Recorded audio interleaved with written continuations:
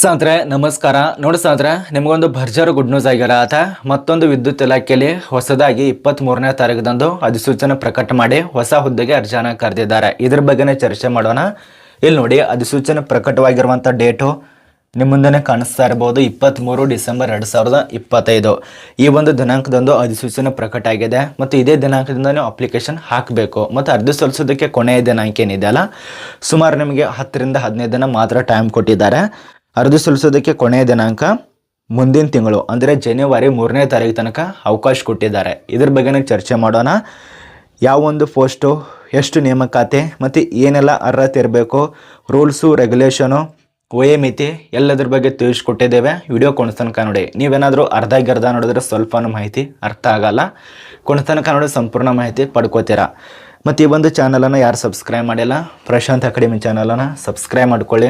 ಮತ್ತು ಯಾರ್ಯಾರು ಫೇಸ್ಬುಕ್ನಲ್ಲಿ ನೋಡ್ತಾ ಇದ್ದಾರಲ್ಲ, ಈ ಒಂದು ಫೇಸ್ಬುಕ್ನಲ್ಲಿ ಕೂಡ ಜಾಯ್ನ್ ಆಗಿ. ಅಲ್ಲಿ ದಿನನಿತ್ಯವಾಗಿ ಎಲ್ಲ ಮಾಹಿತಿ ಅಪ್ಡೇಟ್ ಸಿಗ್ತಾ ಇರತ್ತೆ. ಫೇಸ್ಬುಕ್ಕಲ್ಲಿ ಕೂಡ ಜಾಯ್ನ್ ಆಗಿ. ಯೂಟ್ಯೂಬ್ದಲ್ಲಿ ನೋಡ್ತಾ ಇರೋರು ಏನಾದರೂ ಫೇಸ್ಬುಕ್ ಗೊತ್ತಾಗಲಿಲ್ಲಪ್ಪ ಅಂದರೆ ಅಬೌವ್ ಸೆಕ್ಷನಲ್ಲಿ ಲಿಂಕ್ ಇದೆ, ಅದ್ರ ಮೂಲಕವಾಗಿ ಕ್ಲಿಕ್ ಮಾಡಿಕೊಂಡು ಜಾಯ್ನ್ ಆಗಿ. ಬನ್ನಿ ಒಂದೊಂದಾಗಿ ಚರ್ಚೆ ಮಾಡೋಣ. ನೋಡಿ, ಇಲ್ಲಿ ಖಾಲಿರುವಂಥ ಸಂಸ್ಥೆ ಹೆಸರು ಇದು ಕೂಡ ಎಲೆಕ್ಟ್ರಿಕಲ್ ಅಂದರೆ ವಿದ್ಯುತ್ ಇಲಾಖೆಯಲ್ಲಿ ಖಾಲಿ ಇರತ್ತೆ. ನಮ್ಮೊಂದು ಭಾರತ ಹೆವಿ ಎಲೆಕ್ಟ್ರಿಕಲ್ಸ್ ಲಿಮಿಟೆಡ್ ಅಂತೇಳಿ ವಿದ್ಯುತ್ ಇಲಾಖೆ ಬರತ್ತೆ. ಬಟ್ ಇದಕ್ಕೆ ಹೆಸರುಗಳು ಚೇಂಜಸ್ ಇರತ್ತೆ. ಭಾರತೀಯ ಹೆವಿ ಎಲೆಕ್ಟ್ರಿಕಲ್ ಲಿಮಿಟೆಡ್ಸ್ದಲ್ಲಿ ಅಪ್ಲಿಕೇಶನ್ ಇರತ್ತೆ. ಟೋಟಲಾಗಿ ಖಾಲಿರುವಂಥ ಪೋಸ್ಟು 3 ಪೋಸ್ಟ್ ಇರತ್ತೆ. ಇದಕ್ಕೆ 3 ಪೋಸ್ಟ್ ಇರೋದ್ರಿಂದ ಒಂದೊಂದು ರೀತಿಯಲ್ಲಿ ಒಂದೊಂದು ಪೋಸ್ಟು. ಇಲ್ಲಿ ಮೊದಲನೇದಾಗಿ ಖಾಲಿರುವಂಥ ಪೋಸ್ಟು PTMC ಸ್ಪೆಷಲಿಸ್ಟ್ ಅಂಥೇಳಿ ಇಲ್ಲಿ ಒಂದು ಪೋಸ್ಟು. ಅದ ನಂತರ ಎರಡನೇದಾಗಿ ಈ ಒಂದು PTMC MBBS ಅಂತೇಳಿ 2 ಪೋಸ್ಟು. ಟೋಟಲಾಗಿ ಎಷ್ಟಾಯಿತು? 2 ಪೋಸ್ಟ್ ಆಯಿತು. ಇನ್ನು ಇದಕ್ಕೆ ಸಂಬಂಧಪಟ್ಟಂತೆ ವಿದ್ಯಾರ್ಹತೆಗಳು, ಮೊದಲನೇ ಪೋಸ್ಟಿಗೆ ಮಿನಿಮಮ್ ಒಂದು ಕ್ವಾಲಿಫಿಕೇಷನ್ ಇರಬೇಕಾಗತ್ತೆ. ಎಷ್ಟೆಷ್ಟು ಅಂಥೇಳಿ.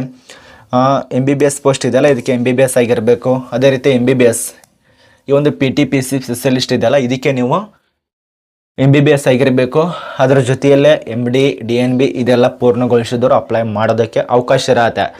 ಇದಕ್ಕೆ ಸಂಬಂಧಪಟ್ಟಂತೆ ಇನ್ನೂ ವಿಷಯಗಳು ಕೊಟ್ಟಿದ್ದಾರೆ. ಈ ಒಂದು ವಿಷಯದಲ್ಲಿ ಕೂಡ ತೆರಗಡೆ ಹೊಂದಿರಬೇಕು. ಇನ್ನು ಎಕ್ಸ್ಪೀರಿಯನ್ಸ್ ಕೇಳಿದ್ದಾರೆ. ನಿಮ್ಮೊಂದು ಕ್ವಾಲಿಫಿಕೇಷನ್ಗೆ ಸಂಬಂಧಪಟ್ಟಂತೆ ಎಕ್ಸ್ಪೀರಿಯೆನ್ಸು. ಮೊದಲನೇ ಪೋಸ್ಟಿಗೆ ಯಾವುದೇ ರೀತಿಯಾಗಿ ಎಕ್ಸ್ಪೀರಿಯನ್ಸ್ ಕೇಳಿಲ್ಲ.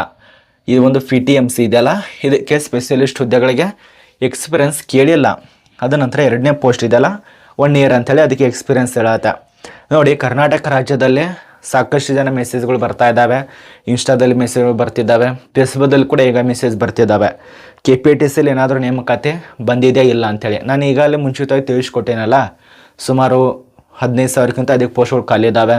ಅದ್ರ ಬಗ್ಗೆ ಈಗೆಲ್ಲ ನಾನು ಚರ್ಚೆ ಮಾಡಿದ್ದೇನೆ. ಚಾನಲ್ನಲ್ಲಿದೆ, ಚೆಕ್ ಮಾಡ್ಕೊಳ್ಳಿ. ಸುಮಾರು 1 ಲಕ್ಷ ಸಮಿತಿ ಜಮಾ ನೋಡಿದ್ದೀರಾ. ಬಟ್ ನಿಮಗೆ ಗೊತ್ತಾಗ್ತಾ ಇಲ್ಲ, ಇನ್ನೂ ಅರ್ಜಿಗಳು ಪ್ರಾರಂಭ ಆಗಿಲ್ಲ. ಬಟ್ ನೇಮಕಾತಿ 2026ರಲ್ಲಿ ಪ್ರಾರಂಭ ಆಗತ್ತೆ. ಇದನ್ನು ಅರ್ಥ ಮಾಡ್ಕೊಳ್ಳಿ. ಇದು ಒಂದು ನಿಮಗೆ ಅರ್ಥ ಆಯಿತು. ಇನ್ನು ಸಂಬಳಕ್ಕೆ ಸಂಬಂಧಪಟ್ಟಂತೆ ವಿಷಯ ಇಲ್ಲಿ ನೋಡಿ. ಸಂಬಳ ಯಾವ ರೀತಿಯಾಗಿರತ್ತೆ ಇವರು ತಿಳಿಸ್ಕೊಟ್ರಂಥ ಮಾಹಿತಿ. ಪರ್ ಮಂತಾಗಿ ಇದಕ್ಕೆ ಸಂಬಳನ ನೀವು ಲೆಕ್ಕಾಚಾರ ಮಾಡ್ಕೋಬೋದು. ಪ್ರತಿದಿನ ನಿಮಗೆ ಸಂಬಳ ಇರತ್ತೆ. ಇದು ಸಂಸ್ಥೆಯಿಂದ ನಿಮಗೆ ಪ್ರತಿದಿನ ಪರ್ ಗಂಟೆಗೆ ಸಂಬಂಧಪಟ್ಟಂತೆ ಪರ್ ಅವರ್ಸ್ ಮೇಲೆ ನಮಗೆ ಇದಕ್ಕೆ ಸಂಬಳ ಇರತ್ತೆ.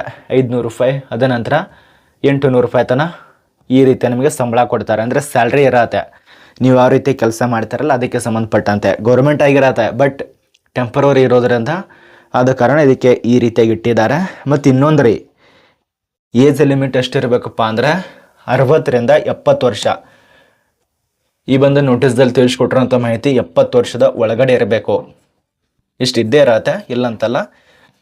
ಮುದುಕದವ್ರು ಕೂಡ ಅಪ್ಲಿಕೇಶನ್ ಕರೆದಿದ್ದಾರೆ ನೋಡ್ರಿ. ಮುದುಕಿದ್ದವ್ರು ಕೂಡ ಅಪ್ಲೈ ಮಾಡೋದಕ್ಕೆ ಅವಕಾಶ ಇರತ್ತೆ. ಟೆಂಪರರಿ ಇರೋದ್ರಿಂದ ಅವರಿಗೆ ಕರೆಕ್ಟಾಗಿ ಅನುಭವ ಇದ್ದವ್ರು ಅಪ್ಲಿಕೇಶನ್ ಹಾಕ್ಕೋಬೇಕು.